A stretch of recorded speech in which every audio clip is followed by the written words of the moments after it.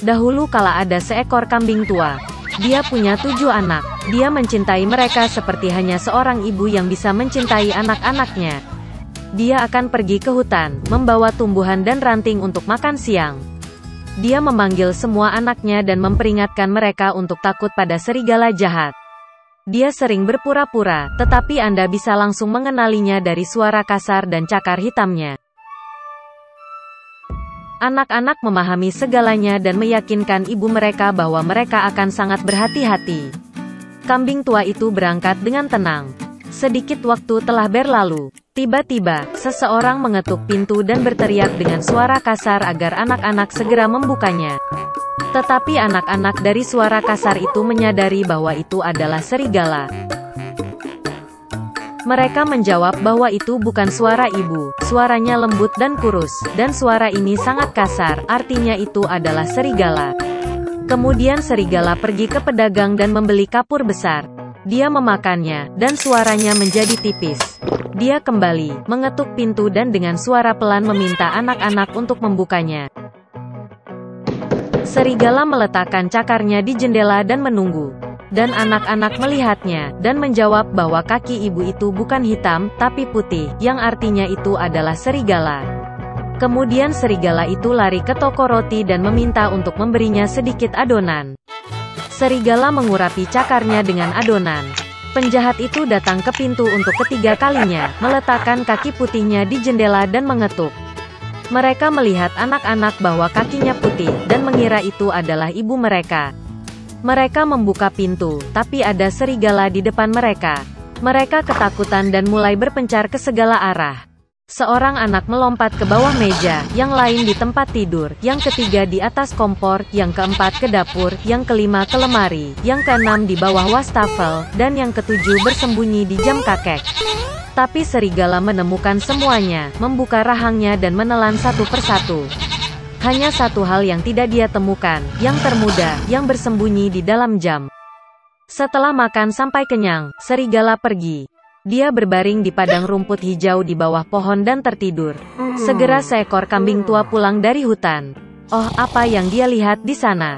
Titik-titik. Pintunya terbuka lebar. Meja, kursi, bangku terbalik, wastafel rusak, bantal dan selimut terlempar dari tempat tidur. Dia mulai mencari anak-anaknya, tetapi tidak dapat menemukan mereka dimanapun. Saya memanggil mereka dengan nama, tetapi tidak ada yang menjawab. Dia pergi ke jam, dan sebagai tanggapan ada suara kecil dari anak bungsu. Dia membawanya keluar dari sana, dan dia berkata bahwa seekor serigala datang dan memakan semua orang. Betapa kambing itu menangisi anak-anaknya yang malang. Akhirnya dia meninggalkan rumah, dan kambing termuda mengejarnya. Dia datang ke padang rumput, melihat seekor serigala sedang berbaring di dekat pohon dan mendengkur sehingga dahannya bergetar. Dia menatapnya dari semua sisi dan melihat bahwa di perutnya yang membengkak ada sesuatu yang bergerak dan menggelepar. Dia menduga bahwa ini adalah anak-anaknya, dan sangat bahagia karena mereka masih hidup. Dia menyuruh anak itu lari pulang secepat mungkin dan membawa gunting, jarum dan benang. Kemudian kambing itu memotong perut serigala dengan gunting, dan dari situ seorang anak menjulurkan kepalanya. Dan kemudian yang lainnya melompat keluar, semuanya berenam, dan tidak ada hal buruk yang terjadi pada mereka. Betapa menyenangkannya itu. Mereka mulai memeluk ibu mereka, melompat dan menari. Kemudian kambing tua itu berkata bahwa akan menyenangkan memberi pelajaran pada serigala saat dia masih tidur.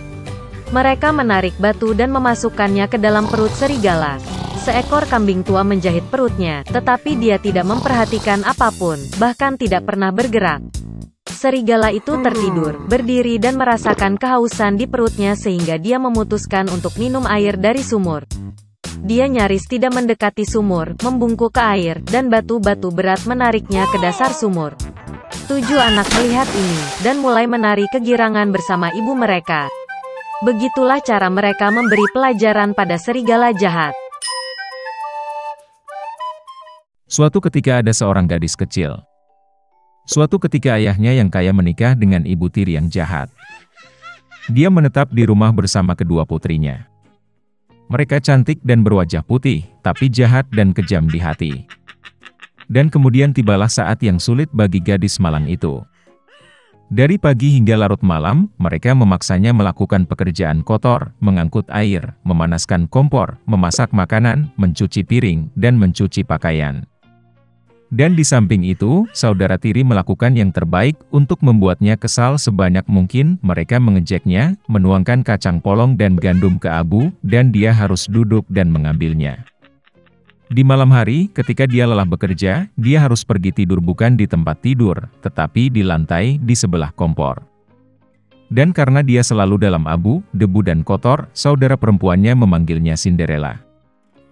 Tetapi kemudian pada suatu hari raja memulai pesta, yang seharusnya berlangsung selama 3 hari penuh, dan memanggil semua gadis cantik di negara itu ke pesta itu sehingga putranya dapat memilih pengantin untuk dirinya sendiri.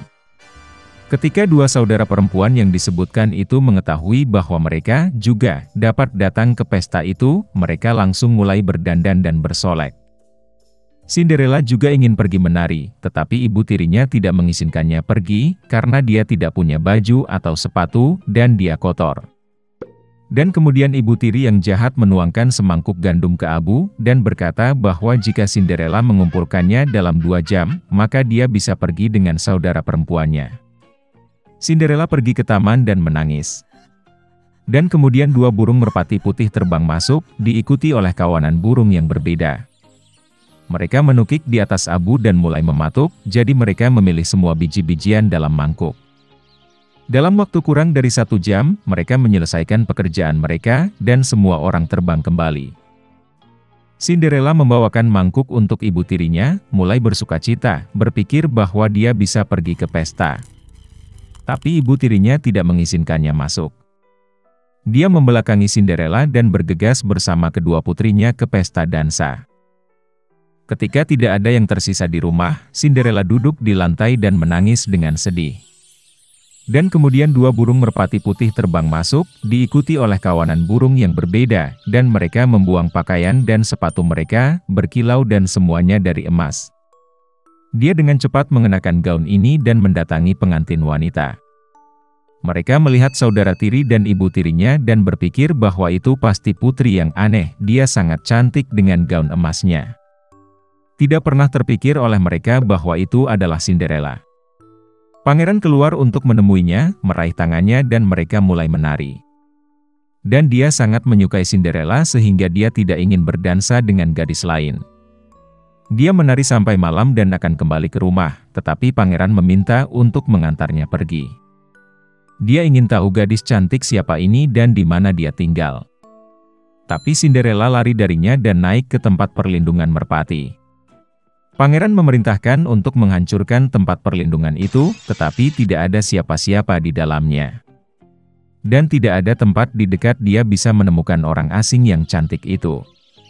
Tidak ada yang menyangka bahwa Cinderella diselamatkan oleh merpati yang membawanya pulang. Pangeran kesal dan pergi ke istana dengan kepala menunduk. Dan tiba-tiba dia melihat sebuah sepatu, mengangkatnya, sangat kecil dan elegan dan semuanya dari emas murni.